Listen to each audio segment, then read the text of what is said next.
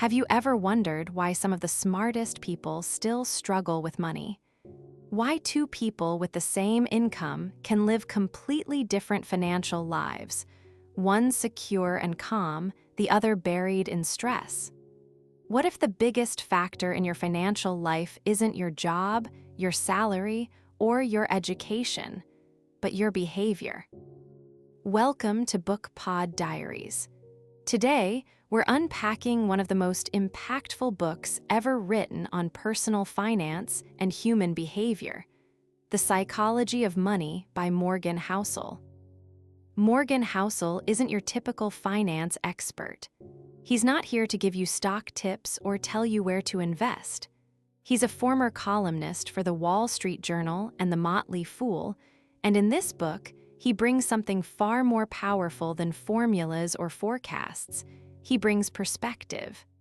Housel argues that managing money well is less about IQ and more about psychology. It's not about how smart you are, it's about how you think. Let's begin this journey through the mind and money. The book opens with a powerful idea: no one's crazy.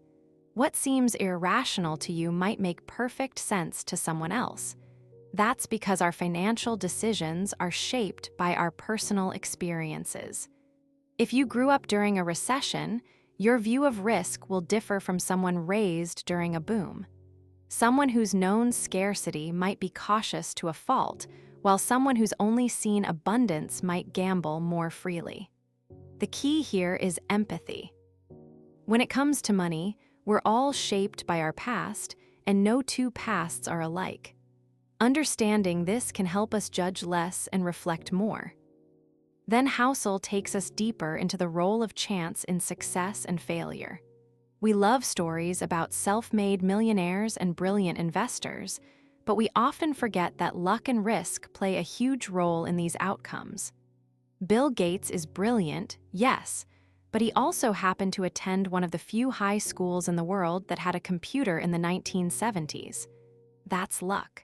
And the flip side is risk.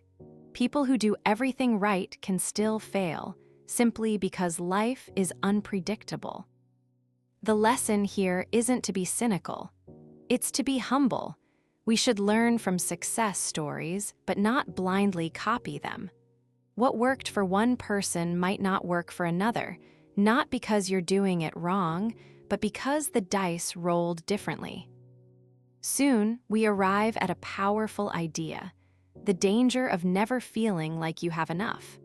There's a story in the book about a wealthy hedge fund manager who risks everything to make just a little bit more money, even though he already had hundreds of millions. Why? Because his goalpost kept moving.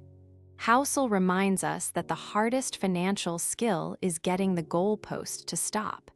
Enough is the magic word in personal finance. If you don't know what enough looks like, you'll always chase more, and more can be a trap. More can make you reckless. More can take away what you've already built. Wealth isn't just about accumulation, it's about contentment. And then comes one of the most elegant ideas in the book: the power of compounding. Everyone talks about it. Few people truly appreciate it. Housel reminds us that Warren Buffett's net worth, over $80 billion, was mostly built after he turned 50. The reason? He started investing as a child and never stopped. It wasn't flashy trades or magic stock picks. It was consistency over time. The key is patience. Compounding rewards those who wait. Most people give up too soon, expecting results too quickly. But real wealth grows quietly, almost invisibly, until it doesn't. Next, we explore the difference between getting rich and staying rich. These are two different skill sets. Getting rich may require risk-taking, bold moves, even a bit of luck. But staying rich, that's about humility. It's about recognizing what can go wrong and protecting yourself from it. Housel says the single most important factor in building lasting wealth is survival. Can you stay in the game long enough for compounding to do its job? That means having a margin of safety. It means planning for the unexpected. It means avoiding ruin, even if it means lower returns. One of the most counterintuitive but brilliant chapters focuses on tail events. A tail event is something that happens rarely, but when it does, it changes everything. In investing, a few big wins often account for most of the gains. The same applies to life. Housel urges us to stop obsessing over being right all the time. You don't need to win every battle. You just need to be right big once in a while, and you need to be around long enough to benefit from it. That means embracing a strategy that lets you stay in the game. Eventually, Housel shifts the conversation to freedom, and he makes a subtle but profound claim. The highest dividend money pays is control over your time. Most people don't want $1 billion. They want autonomy. They want to wake up and choose how to spend their day. That's real wealth, not the car, not the watch, not the clothes. It's freedom. When you understand this, your priorities shift. You stop chasing impressiveness and start chasing independence. In one of the most fascinating chapters, Housel introduces what he calls the man in the car paradox. You see someone driving a luxury car and think, wow, that guy must be successful. But here's the twist: no one is really admiring the person. They're imagining themselves with that car. We buy things to signal wealth, hoping others will admire us. But the admiration often doesn't land. True respect isn't bought, it's earned. And most of the things we think will win admiration actually do the opposite. This leads to a beautiful point. Real wealth is what you don't see. We often assume someone living in a big house or wearing designer clothes must be rich, but maybe not. Those are signs of spending, not saving. Wealth is invisible. It's the money not spent. The savings, the investments, the cushion that gives you security. When we confuse wealth with spending, we risk losing both. As the book moves into its final chapters, the advice becomes even more grounded. Housel urges us to save money, not for a specific reason, but just to have it. Just because it gives you options, flexibility, peace of mind. You don't need a dream home or a retirement plan to justify saving. Just save, because life is uncertain and savings are a shield. He also encourages us to be reasonable, not rational. Pure logic might tell you to maximize every dollar, but life isn't lived on spreadsheets.